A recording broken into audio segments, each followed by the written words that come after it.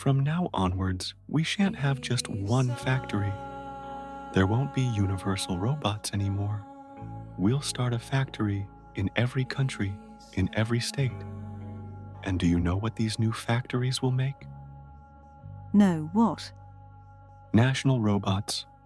What do you mean? Helena, mankind can only keep things going for a few years at the outside. They must be left for these years to develop and achieve the most they can. Alquist, this is our last hour.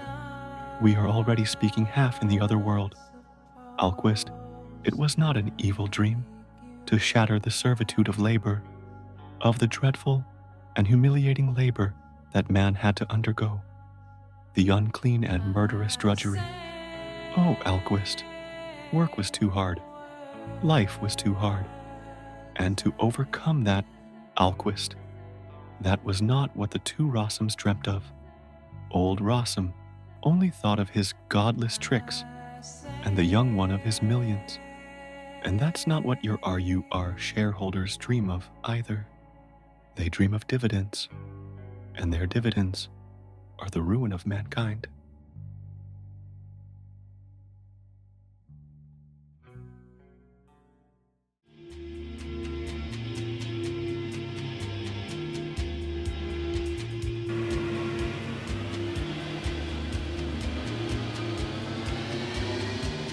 There were the scientists back in the day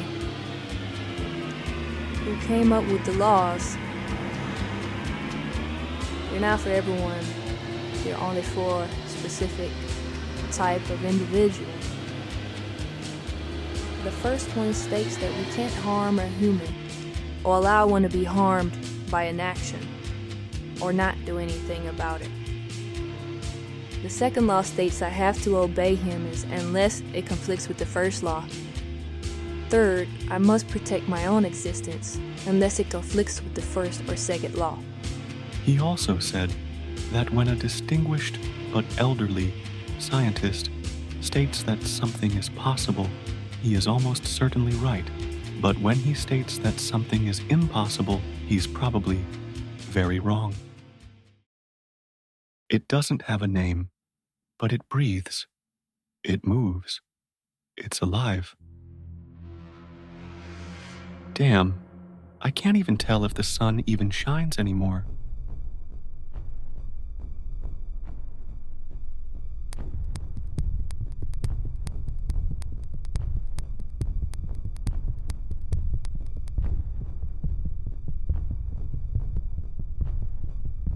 Hello, love.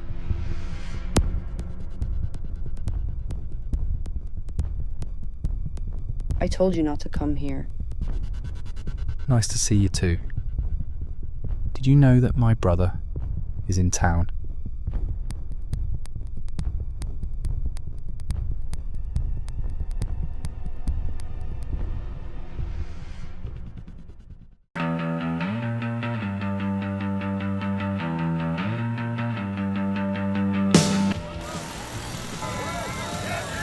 Daydreaming again, aren't you? Do you even know how much those things cost? Yeah, well, if certain someone paid me enough creds, maybe I could afford it. Well, if you did enough work around here, maybe you'd have the creds. All you do is just stare at those runners all day.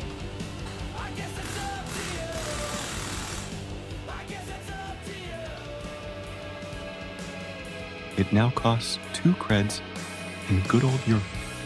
A pound of bread for 2 creds, and the Humanity League knows nothing about it. Miss Glory, you don't realize that even that's too expensive.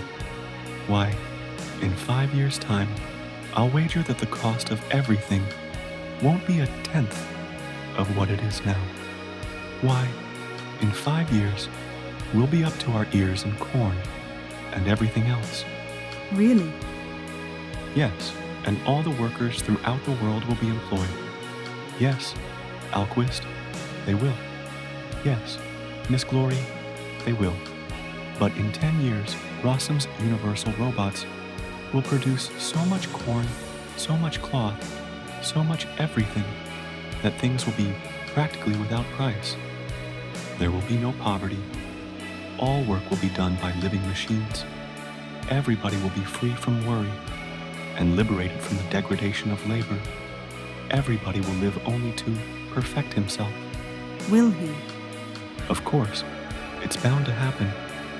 But then the servitude of man to man and the enslavement of man to matter will cease. Of course, terrible things may happen at first, but that simply can't be avoided. Nobody will get bread at the price of life and hatred. The robots will wash the feet of the beggar and prepare a bed for him in his house. Doran, what you say sounds too much like paradise. There was something good in service and something great in humility. There was some kind of virtue in toil and weariness. Perhaps, but we cannot reckon with what is lost when we start out to transform the world. Man shall be free and supreme. He shall have no other aim, no other labor, no other care than to perfect himself. He shall serve neither matter nor man. He will not be a machine and a device for production. He will be Lord of creation.